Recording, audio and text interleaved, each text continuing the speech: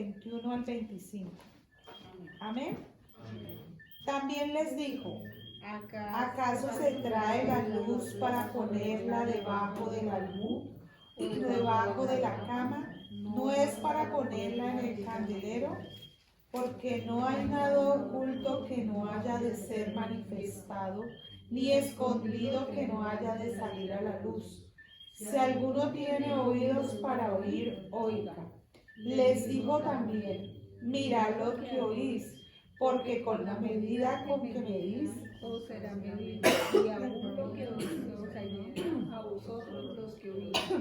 porque al que tiene se le dará, y al que no tiene, aún lo que tiene se le quitará. Padre Santo, en el nombre de Jesús, hoy te ruego que abras mis oídos, porque tú prometes que se me dará más. Te pido perdón por toda incredulidad, por toda soberbia, por toda arrogancia. Hoy te pido que esa semilla que tú no sembraste, la arranques de mi vida para siempre, porque yo soy buena tierra.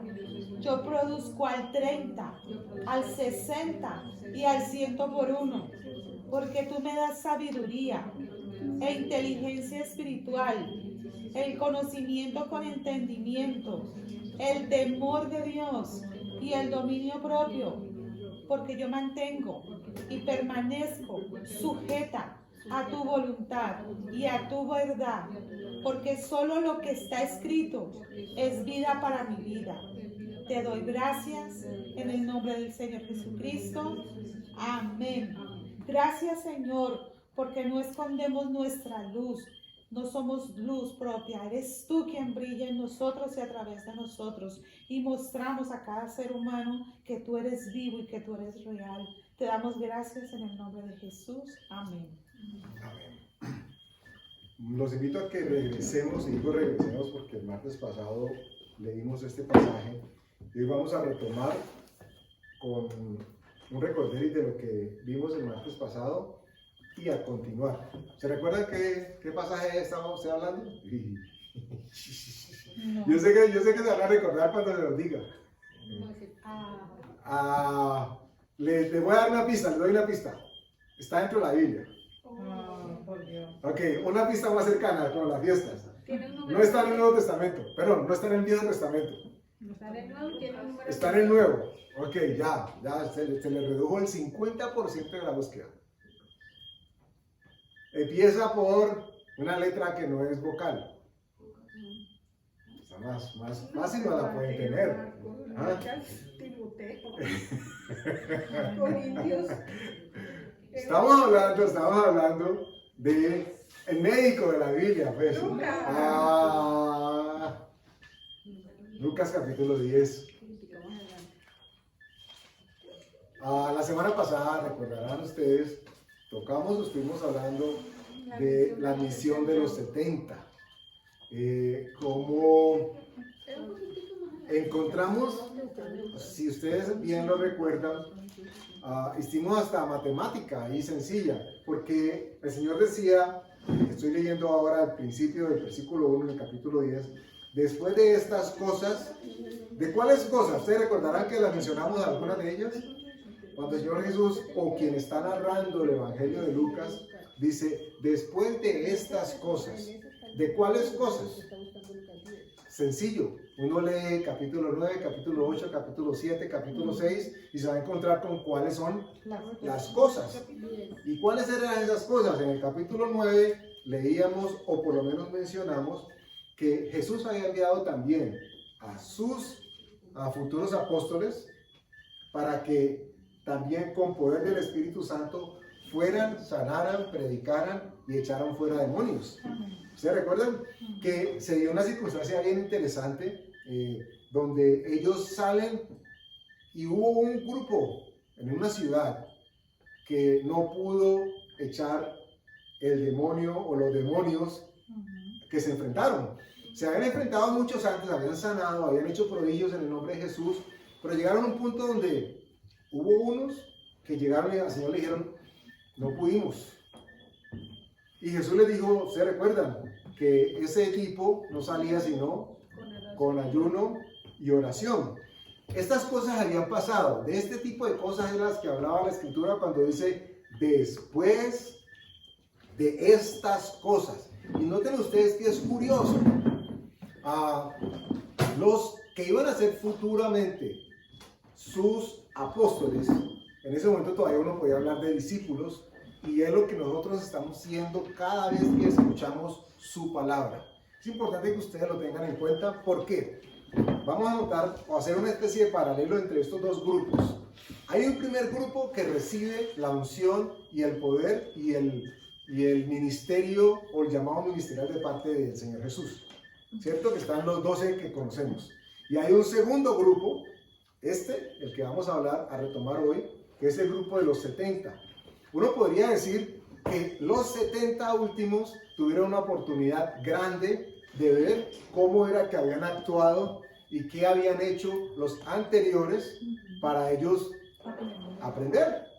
Porque ambos estaban recibiendo el mismo llamado del mismo Jesús, con el mismo poder, con la misma unción. Y noten ustedes una diferencia grande.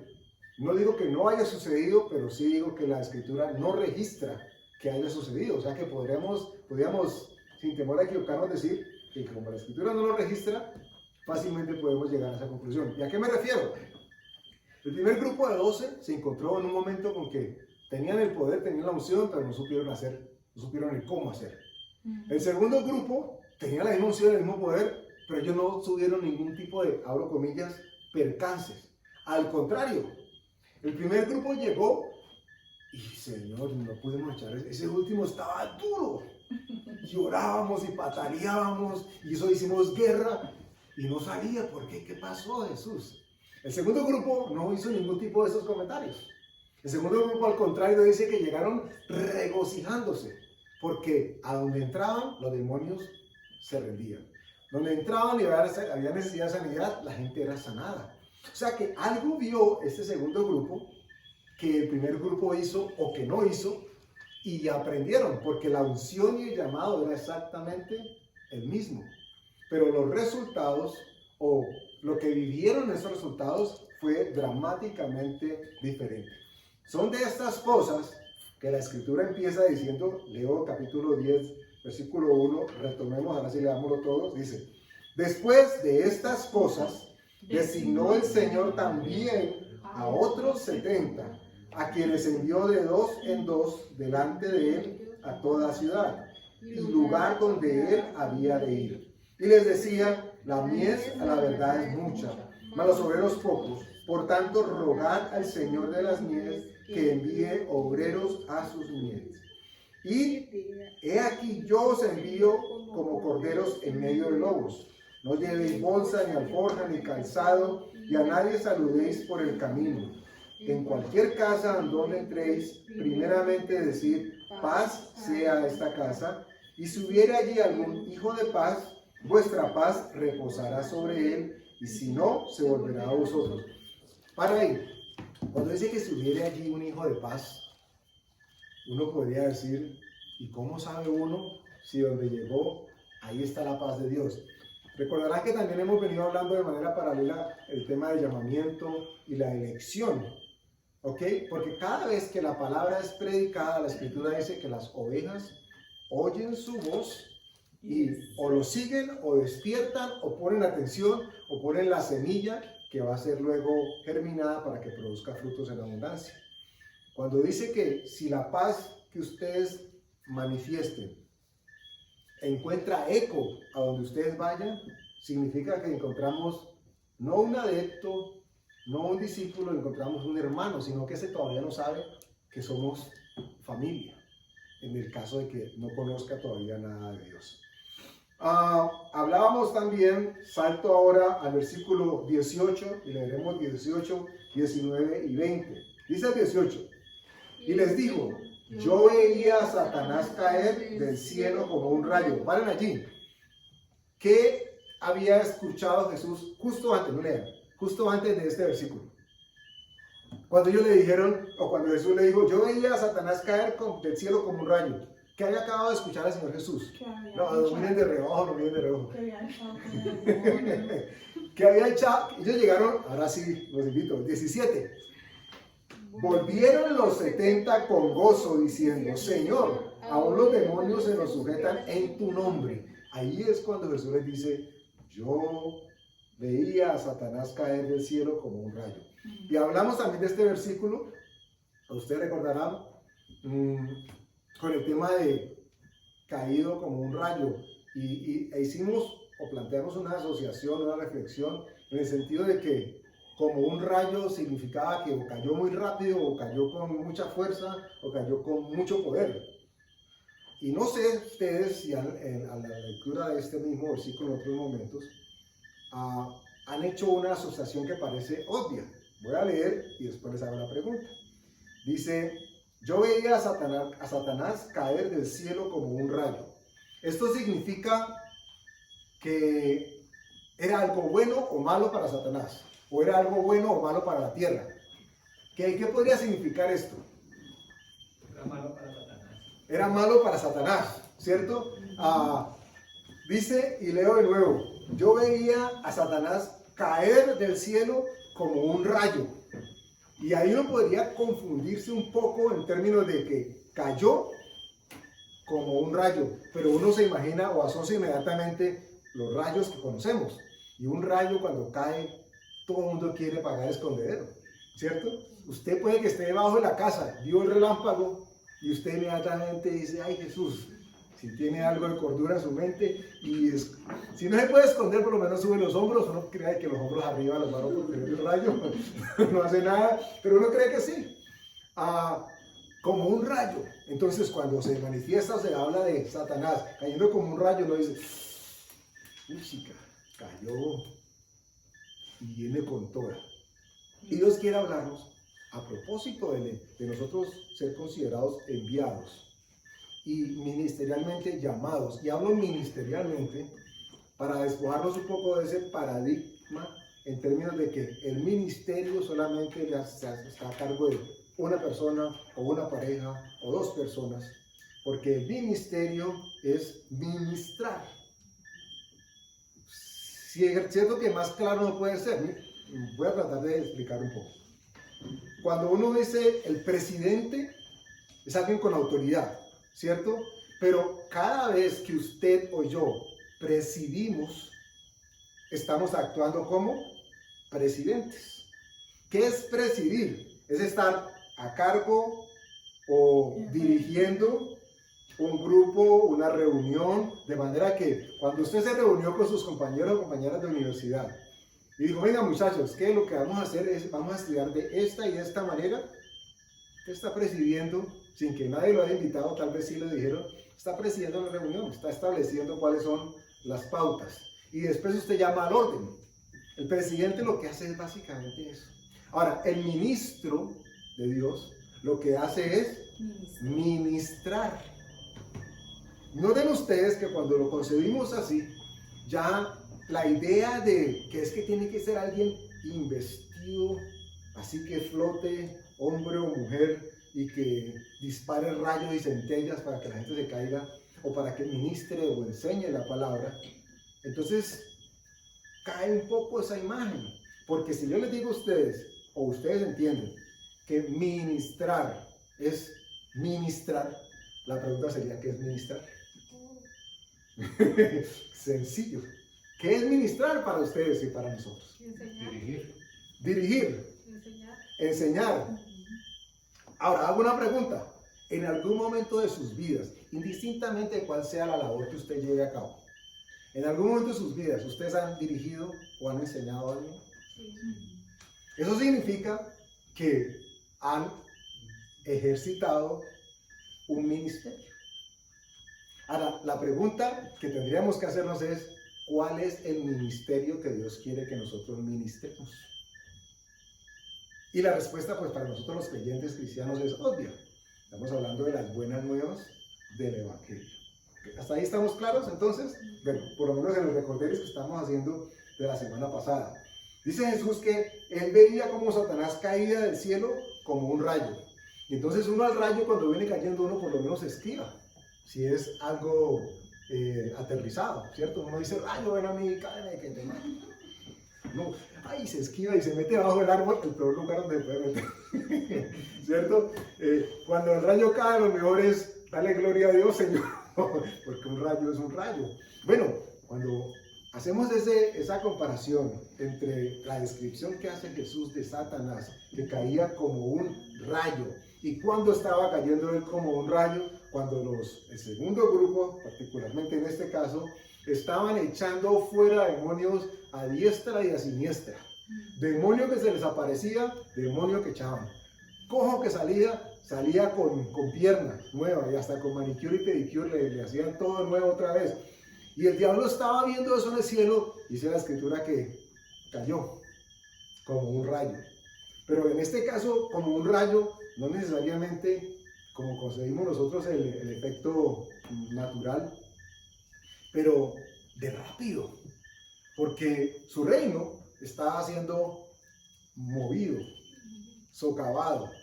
Le había sido entregado el poder a un grupo de gente, un grupo de pescadores y letrados, gente que nadie hubiese escogido para que ministraran el evangelio y la palabra de Dios. ¿O ustedes creen que cualquiera de nosotros, en sus 5 sentidos o en sus 6, diríamos abiertamente, uy, a mí si Dios me hubiera escogido desde un principio para administrar, yo sí tenía este llamado desde que nací. Yo sabía que Dios me iba a llamar tarde o temprano. Bueno, en algunos casos se puede dar esa oportunidad. Pero seguramente si de nosotros hubiésemos tenido ese feedback, esa retroalimentación, seguramente hubiéramos dicho, no, yo creo que a mí no me hubiera tocado, a mí no me correspondería, no soy yo el llamado a predicar o a hablar de las buenas nuevas. ¿Qué empezaría a salir seguramente de nuestro corazón y de nuestra mente? Yo creo que el llamado es para Martica, porque Martica conoce Biblia, mejor dicho, y esa Martica lee la escritura y esa Martica ora y yo no.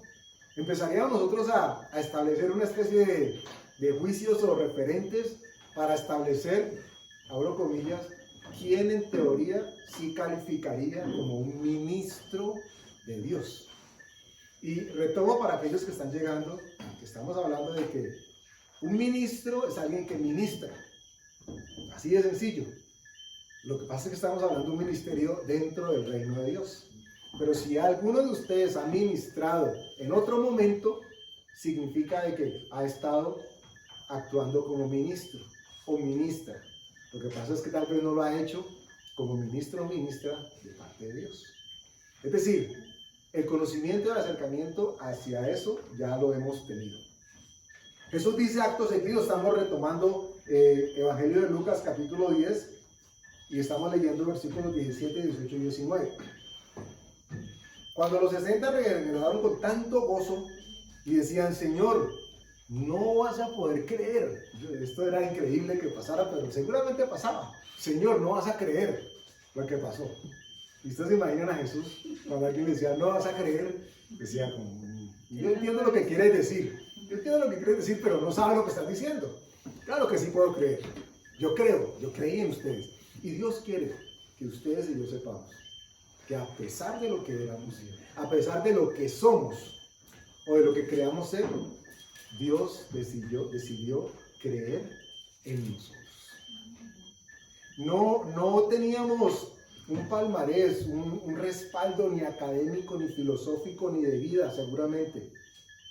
Y aquí estamos. Y aclaro, no es que estamos los que estamos predicando en este momento. Aquí estamos los que hemos sido llamados a seguir el Evangelio del Señor Jesús. Los primeros discípulos que terminaron siendo sus apóstoles eran de la crema y la nata de la pescadería de la ciudad. No era la crema y la nata de los que más tenían dinero, de los que más sabían, y los filósofos, y los que se sentaban a debatir entre la vida y la política. Eran pescadores. No necesariamente tenemos que decir que eran pobres porque pues no todos los pescadores son pobres. Y entonces, de los que nadie esperaba ser seleccionados por Dios para ministrar su palabra, de eso empezó a decir Jesús: 2, 2, 2, 2, 2, 2. Vengan. Y seguramente los fariseos, los saduceos y todos los feos que siempre estaban juntos empezaron como los programas de esos reality, ¿no? Cuando estaban escogiendo un grupo, o los reinados, cuando las 5 finalistas, y escogieron 4 y quedan todavía 200. Y todas empiezan interiormente a que sea yo, que me elijan a mí. Seguramente los fariseos estaban en la misma, viendo cómo Jesús escogía al pescador de allá, ese descalzo, sí, ese que lleva días sin bañarse, sí, el de la barba larga, sí, ese que habla rudo, sí, ese. Y entonces, y yo, y nosotros que hemos estudiado, y que conocemos letras, y que escribimos, y hablamos también en la sinagoga, ¿y cuándo nos va a llegar el turno a nosotros? Resulta que Jesús, dice la Escritura, él andaba buscando lo que se había perdido para el mundo, porque ellos eran desechados.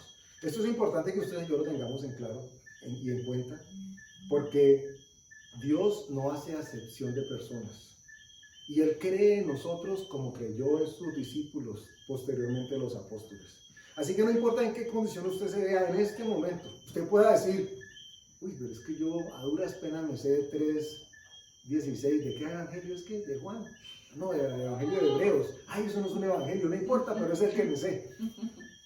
Usted puede decir: solamente me sé eso, entonces yo no califico. Y yo tengo buenas noticias para usted, si considera que son buenas, y sé que son buenas. El llamado es para todos, es el reino de Dios. Y entonces puede surgir la misma pregunta: uy, sí, pero yo me sé Juan 3, Hebreos 3:16, que es lo mismo que Juan 3:16. No, pero está ahí en la Biblia. Y usted dirá: pero no me sé más. ¿Yo con qué herramienta voy a hablarle a una persona de Dios? Y la semana pasada recuerdan que mencionamos esto, de que la manera de nosotros dar testimonio, ministrar y predicar el evangelio a otros, no era exclusivamente a propósito de la palabra que teníamos, sino el testimonio que dábamos en nosotros y en nuestras vidas de que la palabra estaba en nosotros. Y esto cambia la perspectiva completamente, porque significa de que si yo tengo palabra abundante en mi vida, yo puedo ser el mejor, no el mejor, porque Dios no hace competencias, pero puede ser uno de los más excelsos ministros en las manos de Dios. ¿Por qué? ¿Porque tengo estudios o porque tengo experiencia o porque tengo...? No, porque la palabra de Dios halló cabida dentro de mí. Retomo entonces. Entonces Jesús está diciendo que vio caer a Satanás como un rayo.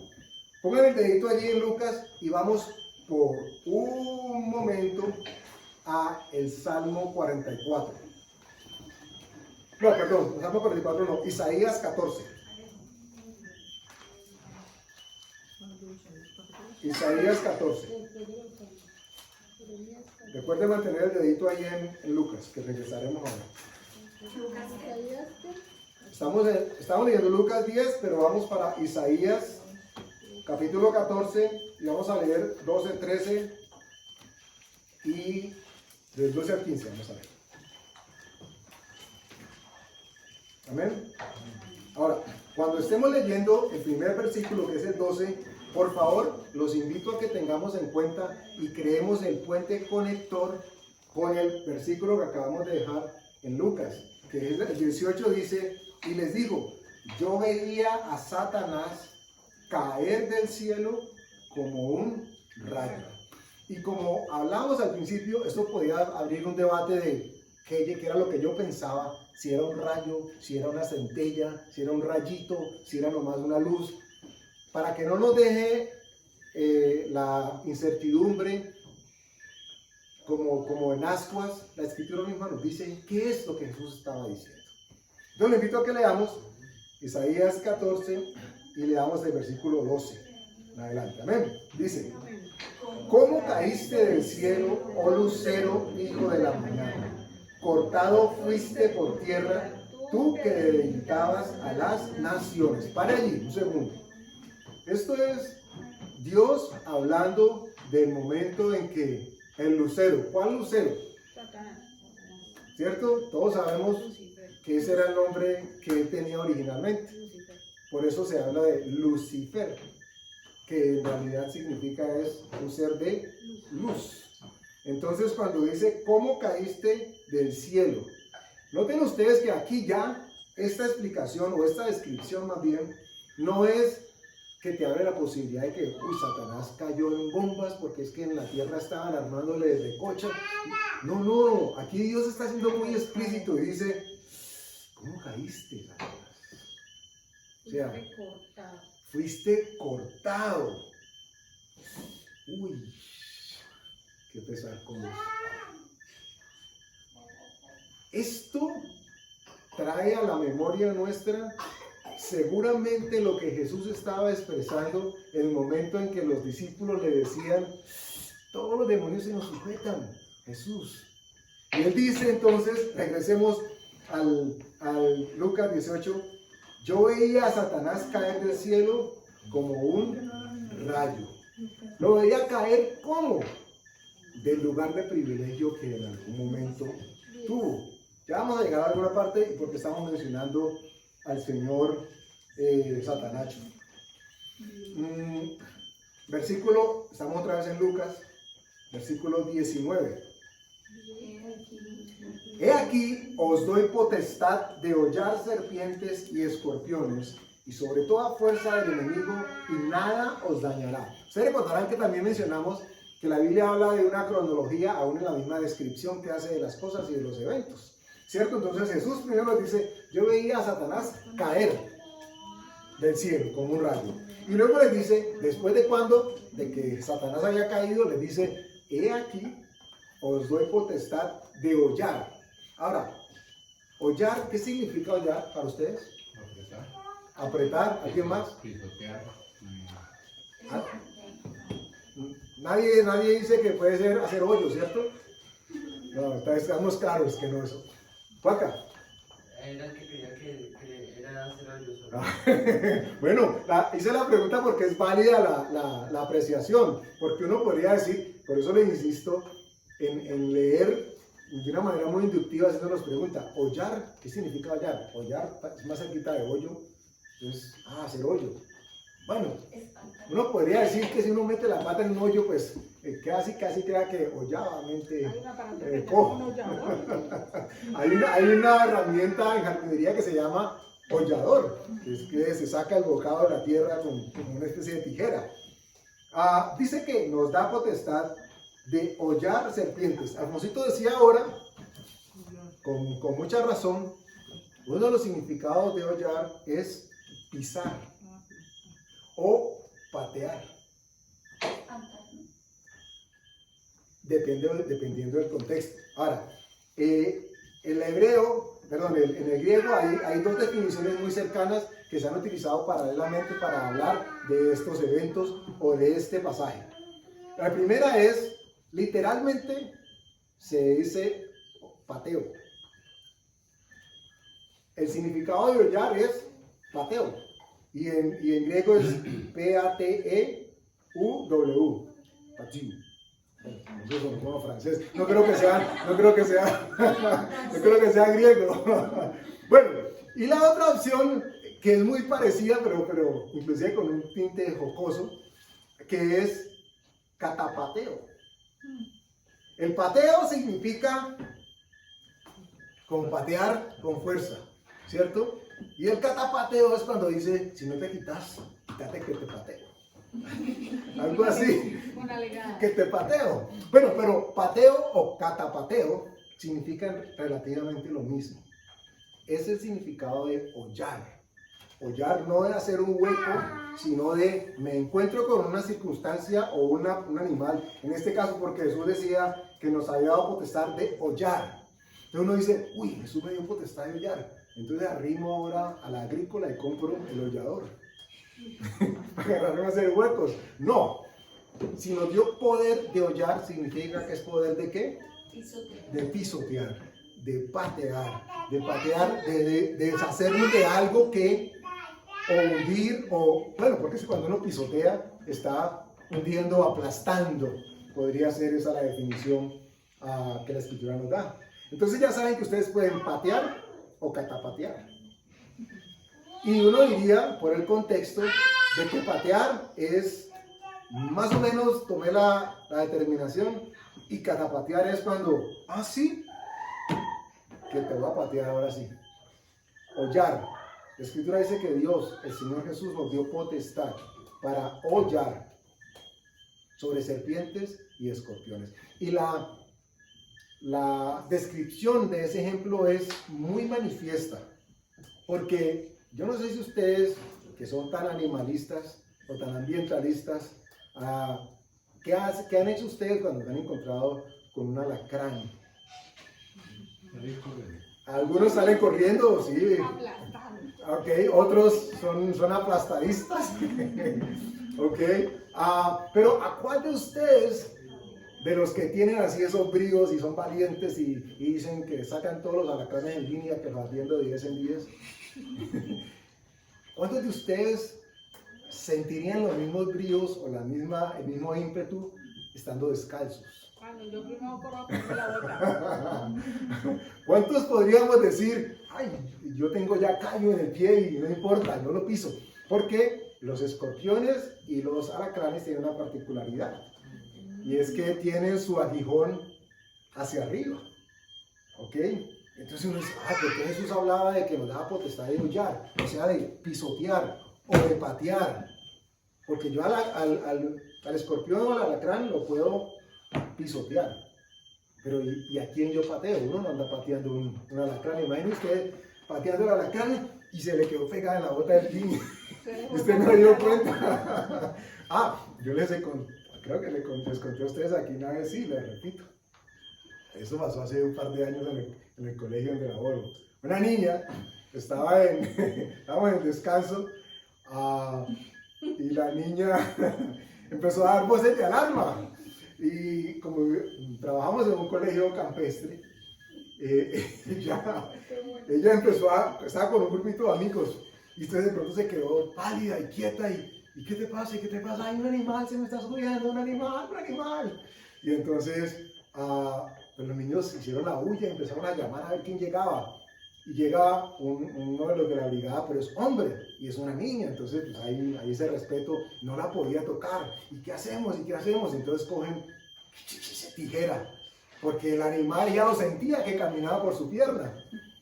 Y entonces, ¿y qué hacemos? Y empezaron a rasgar, porque como no le podían bajar la sudadera, pues como le poner a la niña, no sabían si tenía chores o no. Y empiezan a rasgar, y ¡ay, no, que se mueve, que lo siento, que me raspa!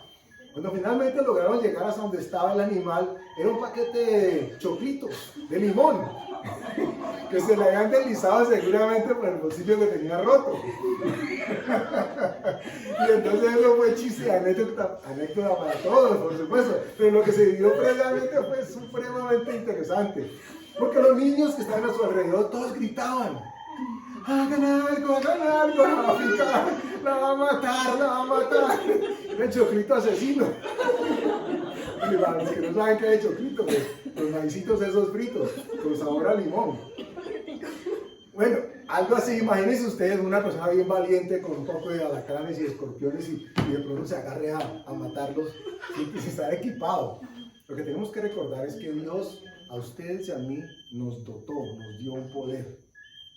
El poder de atar y desatar no es exclusivo de la revelación que tuvo Pedro. No fue únicamente a Pedro que se le dio las llaves del reino de los cielos. Por eso es que a él lo pintan como el conserje del cielo, con las llaves que no sabe cuál es la que tiene que usar. Pero resulta que esa acción fue entregada y fue dada para todos nosotros. Hollar, que significa pisar, pisotear, patear, repatear. No choclitos asesinos, ¿ok? Serpientes y escorpiones.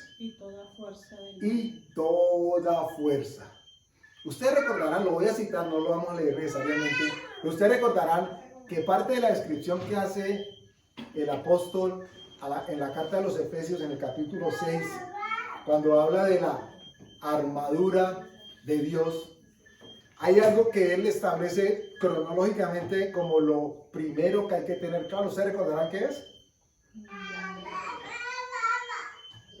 El cinturón de la verdad.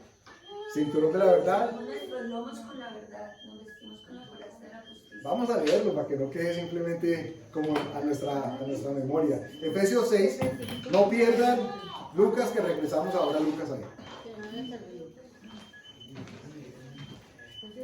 6 y vamos a leer el 14 y luego el 15. Amén.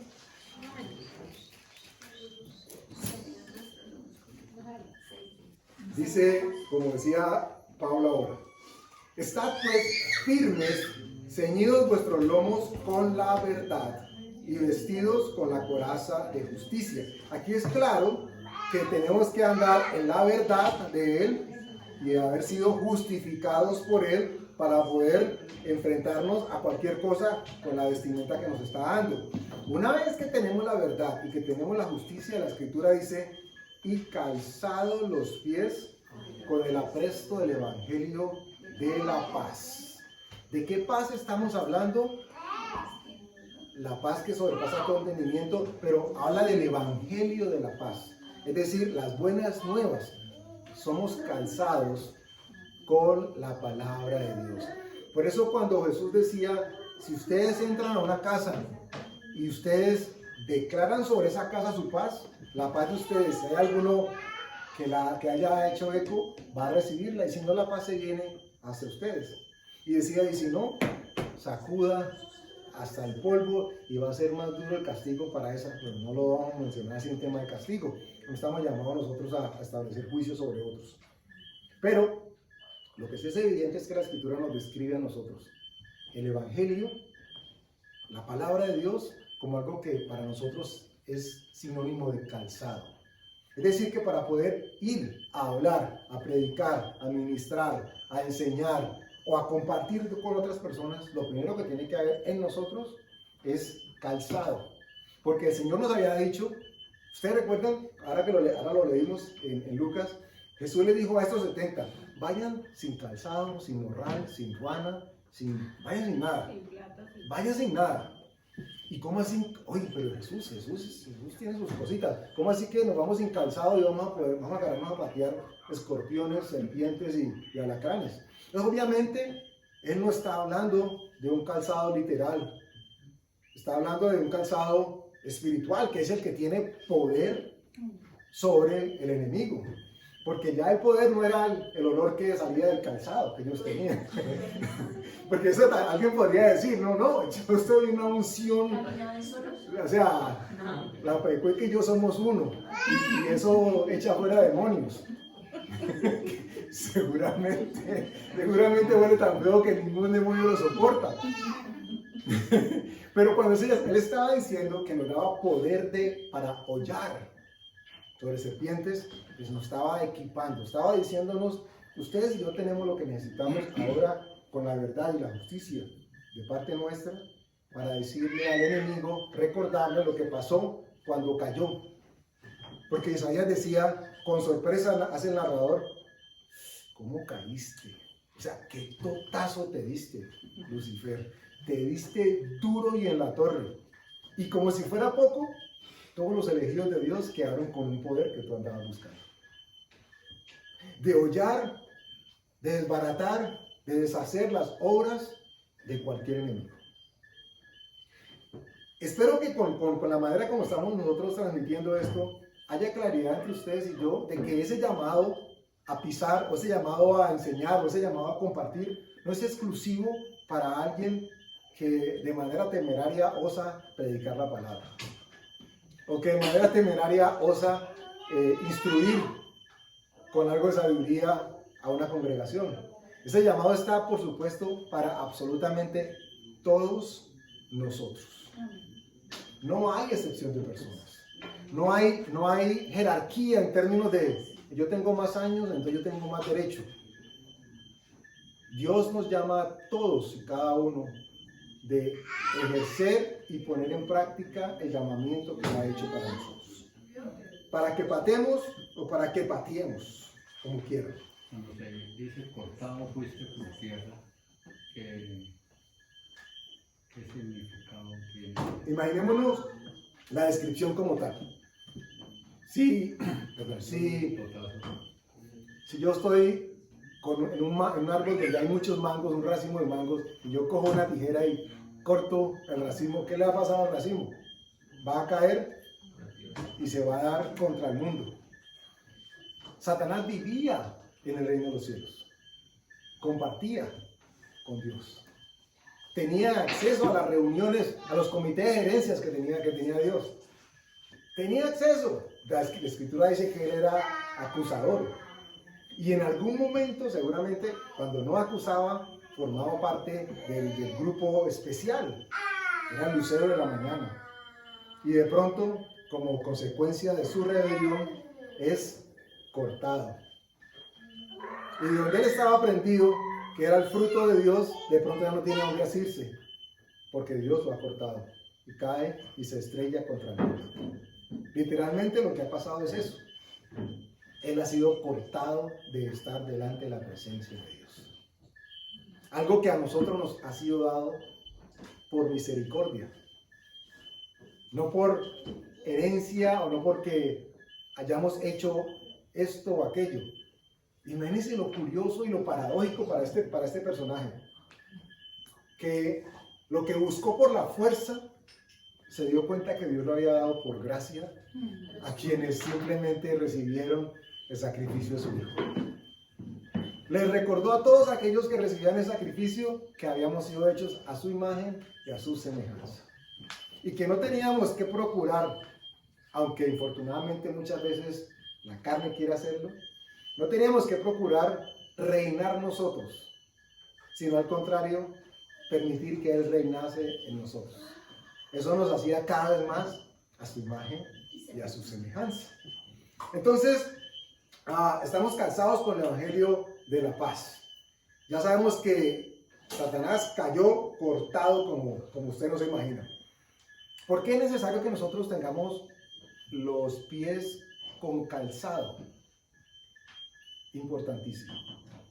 Imagínense la escena, no era un choclito asesino ese, pero de alguien descalzo que vaya a intentar matar, aplastar, patear un escorpión.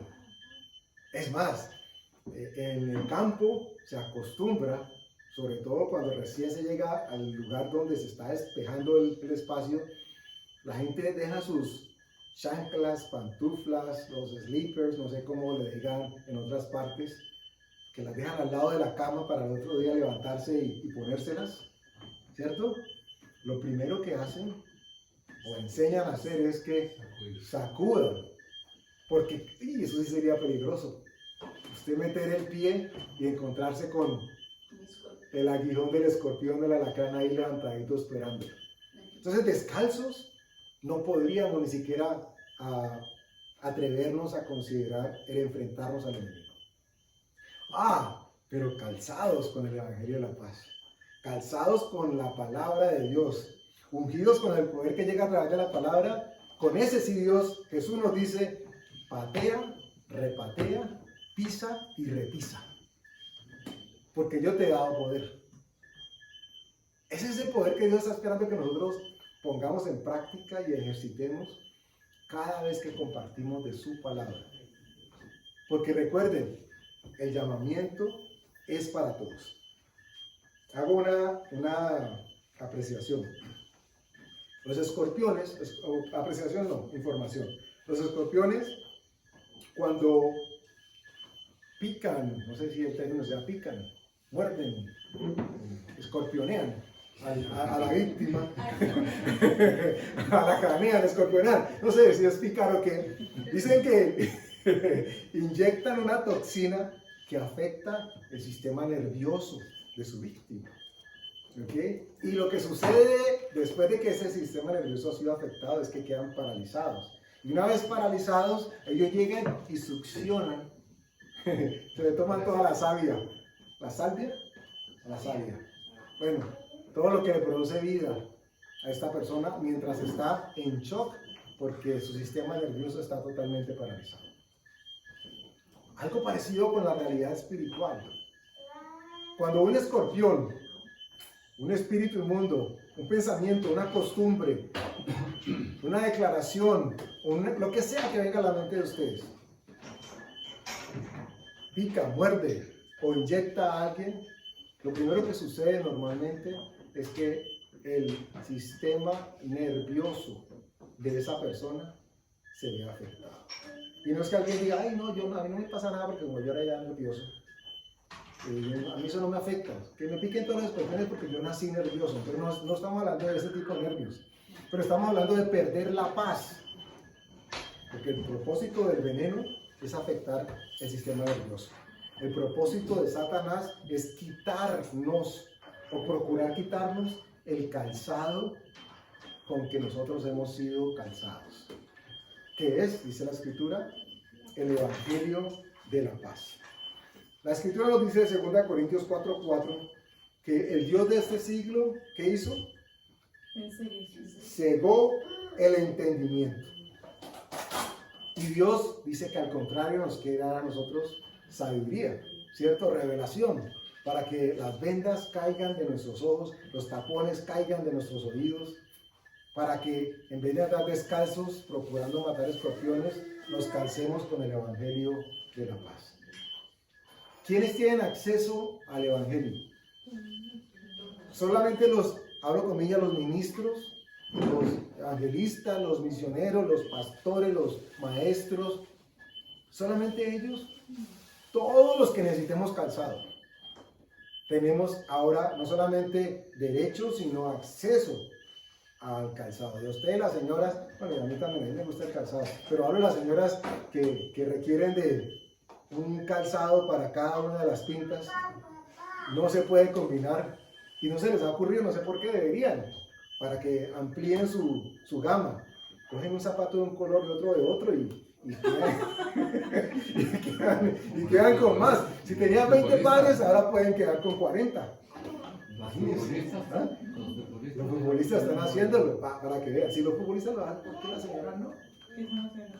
Cambiándose, ponen dos un cuatro. zapato de una cosa y otro zapato de otro. Pero pueden comprar dos porque tienen que ir iguales. Y no lo queda cambiando chueco. Entonces es totalmente necesario que nosotros entendamos que el Evangelio fue dado para nosotros. Y la semana pasada, el sábado, les decía algo que quisiera retomar ahorita para ir cerrando. ¿A qué venimos nosotros a la iglesia? Esta es una pregunta que parece fácil de respuesta, pero que no es tan sencilla.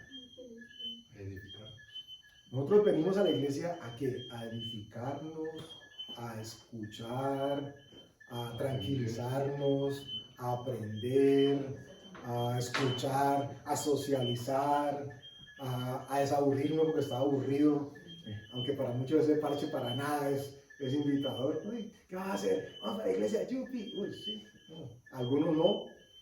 Pero la pregunta es, ¿a qué venimos nosotros a la iglesia? Y la respuesta para todos, sin excepción, indistintamente de que la prédica sea o muy buena a los oídos o muy aburrida al punto que estoy que me duermo, lo que todos tenemos que tener claros es que venimos a la iglesia a discipularnos. Este es el propósito, porque miren ustedes, y por eso hago énfasis en el tema de la discipulada, o el discipulado. Porque cuando yo digo, venimos a edificarnos, eso no está nada malo, al contrario, debe ser así. Pero cuando yo me quedo concibiendo de que solamente voy a ser edificado, pues entonces yo simplemente recibo, uy, estoy cada vez más fuerte, uy, sí, estoy cada vez más fuerte, uy, sí, y sigo creciendo y creciendo y creciendo. ¿Y cómo vas a manifestarle al mundo todo aquello que estás recibiendo si no es a través del discipulado? ¿Y qué es discipulado? Es recibir la enseñanza del Señor y ponerla en práctica. Eso es un discipulado. El discipulado no es exclusivamente voy a aprender más. Uy, es que yo no sé nada del Nuevo Testamento y ahí me van a enseñar todo. Voy a aprender hasta hebreo. No, eso es conocimiento. Y eso es información válida e importantísima. Pero cuando yo voy a la iglesia, mi corazón debe estar dispuesto a ser discipulado. Aclaro, no por el predicador de turno, por la palabra de Dios. Yo tengo que estar al tanto de que la palabra que me vaya a poner no tenga el aguijón metido allá dentro del escorpión, porque estoy descalzo. Y cuando vengo con la idea de que yo no soy solamente un oidor pasivo, sino que soy un oidor y un hacedor, cuando yo combino las dos cosas, estoy siendo discípulo. Y el discípulo es el que hace lo que debe hacer de Dios, por supuesto. O hace lo que Dios dice, por supuesto, de parte de Dios. Entonces, la pregunta y la reflexión. ¿A qué venimos a la iglesia? Tenemos que tener claro que vamos a ser discipulados. Ay, es que yo nunca he estudiado la palabra de Dios. Yo quisiera estudiar. Hay varios que lo han mencionado. ¿Hace cuánto que vas a la iglesia? No necesariamente a esta congregación, pero ¿te congregas hace cuánto? No, hace 20 años. Bueno, llevas 20 años, 10, 15, 5, de estar siendo discipulado o discipulada. El tema es que tal vez no sabías, y como no lo sabías, pues entonces no te sentías discípulo. Y los discípulos, recuerdan que lo mencionamos al principio de la prédica, los 70 habían visto cómo los demás hacían o cómo no hacían. Y los primeros, el primer grupo dijeron, a ese demonio no lo pudimos echar, Jesús, mira, ¿qué hacemos? Y los otros dijeron, Señor, donde llegamos todos se nos sometían. Algo pasó entre estos dos grupos. Uno vio algo en el otro que los hizo cambiar. Pero de ellos decía la Escritura que eran discípulos de Dios. Escuchaban lo que Jesús decía y hacían lo que Jesús les había enviado. Miren ustedes que en este contexto, entonces ser ministro de Dios o ministra de Dios no es un llamado exclusivo, es un llamado para todos. Nos incluye, por supuesto, a todos. La responsabilidad es muy grande, claro, la responsabilidad es grande, pero no es pesada para nosotros, porque es Dios quien la opera en nosotros. Y cuando digo que es grande, no es porque haya una congregación detrás de nosotros o encima de nosotros y ese peso nos tenga aplastados. Digo que es grande porque así de grande ha sido el espacio que les ha abierto en nuestros corazones para que su Espíritu Santo more entre nosotros, nos ministre y sea Él quien haga la obra en nosotros. Cuando se cree que es mucha responsabilidad es porque se está pensando que lo que hace es en sus propias fuerzas. Es que yo no he orado, es que yo no he hecho, es que yo no yo no. Si uno lee la palabra y ese es el alimento y las armas que Dios va a usar cuando vamos a hablar a otros, porque ¿qué nos va a recordar el Espíritu Santo? Lo que hemos leído. Si no leemos, no nos puede recordar nada, porque Él solo habla este lenguaje. Entonces, nuestra labor es leer, no entiendo, pero sigo, leo, y llega un momento, por la X circunstancias, Dios me recuerda eso que leí y digo, ya entendí. Entonces, si yo pienso que es muy pesado porque es mi responsabilidad, pues claro, es trabajo mío, es en mi humanidad, es en mi estrategia, es que cómo le voy a decir, cómo voy a hacer para que haga tal cosa. Si yo pienso así, de verdad que la responsabilidad es muy grande. Miren, en la Biblia no hay trigonometría. En la Biblia no hay física, no hay filosofía. Bueno, sí hay mucho de filosofía, pero no como materias. No hay cálculo como para que uno diga, ay no, ¿yo para qué voy a aprender eso? Porque académicamente sí hemos sido formados para que, abro comillas, nosotros seamos escolarizados para la vida. ¿Cuántos de ustedes al terminar su bachillerato, si ya lo terminaron, llegaron y dijeron, ¿yo para qué? Química. Si yo no quiero hacer nada que tenga que ver con química. Pues yo para qué matemáticas, para eso están las calculadoras, ojalá no me las dieran. Sin embargo, el pensum y la malla curricular establece que usted lo necesita formativa y sistemáticamente hablando, porque algún día en su vida usted lo va a necesitar. Bueno, por eso les decía, en la escritura, en la Biblia, no hay trigonometría. aún aquellas cosas que ustedes piensan que pueden ser huesos, hablo de genealogías, que uno se pueda sentar 10 minutos, va a leer la genealogía y son 2 o 3 capítulos de nombres y nombres y nombres y nombres. Y me dice, ¿y esto para qué me sirve? Todo tiene un porqué de parte de Dios. No hay absolutamente nada por fuera, Él no rellenó nada en el currículum que nos dejó, ahí sí para la vida.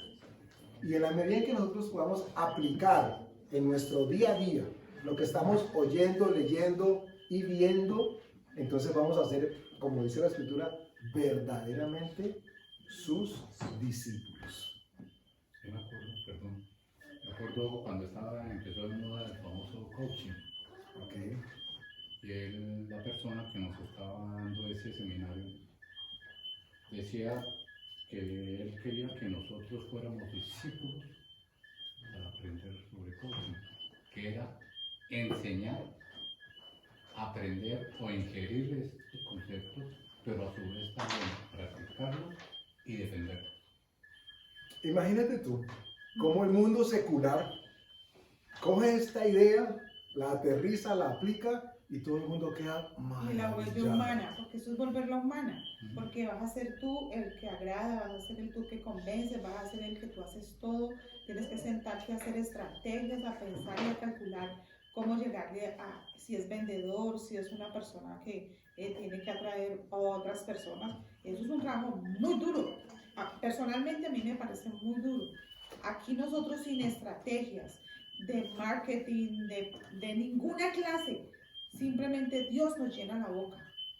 ¿Cómo nos llena la boca? Con lo que he leído. Porque esa es la obra del Espíritu Santo, recordarnos todo lo que nos ha enseñado, que hemos leído. Inmediatamente tú le sales con un versículo y de ahí se desprende una conversación de la cual Dios se va a glorificar porque se ha hablado su palabra. Amén. Y ahora que Martica mencionó el tema del marketing, vale la pena el comercial. A propósito de las circunstancias que se viven, pues se han vivido por el último año, en muchas partes se han optado por estrategias diversas, ¿cierto? En el caso de las congregaciones que no pudieron verse más presencialmente en todo el tema de la predicación y la grabación y el compartir por Zoom o tener reuniones por Zoom, gloria a Dios por eso. Y dentro de esa temática hay opciones por hacer prédicas cortas, por ejemplo, o mensajes muy cortos para que la persona no se aburra o invierta un tiempo de una manera muy preciso, ¿cierto? Y uno diría, ay, sí, es lo que yo necesito. Y les decía que el pensamiento ha cruzado por la mente, pero la reflexión con Dios ha sido tajante, porque a propósito del discipular, Dios ha puesto en mi corazón, o en nuestros corazones, el que nosotros compartimos sus palabras con el ánimo de discipular, no con asegurarnos de que la persona pueda estar con nosotros por 10 o 15 minutos, y gloria a Dios si tenemos la atención por 10 o 15 minutos. Los adultos tienen menos espacio de atención que los que creen. Pero el punto es este. Nuestras prédicas tienen aproximadamente 1 hora de duración. Eso es más o menos. Y no es algo estipulado. ¿Okay? Les quiero decir de corazón, no hay un reloj que enfrente me diga, ya estamos, tenemos que acabar ya. Dios, de una manera prodigiosa, ha hecho que sepamos cuándo tengamos que acabar y casi siempre dura lo mismo. Pero el pensamiento ha venido, bueno, ¿y qué pasa si reducimos el término de la prédica o hacemos algo más pequeño para que otros tengan acceso a diferentes cosas? Y la respuesta de parte de Dios es la misma. Es que el discipulado lo estoy haciendo yo. La estrategia que tú estás haciendo la puedes hacer tú. Y otros la hagan, y que la hagan es asunto de otros. El llamado tuyo, el llamado nuestro, es a compartir la palabra como hasta el momento la hemos hecho, sin encasillarnos. Esto no significa que algún día una prédica no pueda ser menor en tiempo, pero nunca pensando en, es que así capto la atención que quiero durante los 15 minutos que necesito. Porque estamos aclarando que la atención la llama el Espíritu Santo en sus corazones. Y como ya sabemos que aquí no hay trigonometría, ni química, ni física, sino que todo lo que hay aquí nos sirve, es decir, que todo lo que nos hablen nos alimenta. Amén. y todo nos llena para la vida. Amén. Vamos a darle gracias a Dios entonces. Padre, gracias Señor, gracias. Te damos 1000 veces gracias, Señor, porque hemos sido escogidos y elegidos por ti para salvación, Señor. Para que no solamente fuésemos salvos, y eso ya es mucho, Señor, sino para que sirvamos como vasos de honra, para que tu palabra y tu evangelio sea predicado a otras personas, Señor. Gracias porque primero cayó tu palabra dentro de nosotros y nos limpió, y nos ministra y nos ministró, Señor, para que lo que tú pongas dentro de nosotros sea transformador, de manera que cuando salga por nosotros impacte las vidas de todos los que estén a nuestro alrededor, Señor. Gracias por recordarnos siempre que no estamos llamados a andar ministrando sin el calzado, Señor, que calza nuestros pies. Recuérdanos, Padre, que nos has dado la autoridad de hollar, de patear, de pisotear cualquier arma, cualquier estrategia del enemigo, Señor. Y que le vamos a recordar a Él que sabemos cómo fue que cayó, Señor, y qué golpe se dio después de su caída. Y de que como consecuencia de su caída, a nosotros se nos ha sido dado el poder, Señor. Y tenemos el poder para hollar sobre Él y cualquier cosa, Señor, en el nombre poderoso de Jesús. Gracias, Padre, por revestirnos de ti, permitiendo que tu palabra, la que predicamos, Señor, nunca retorne vacía en nuestros corazones. Te damos gracias en el nombre de Jesús. Amén.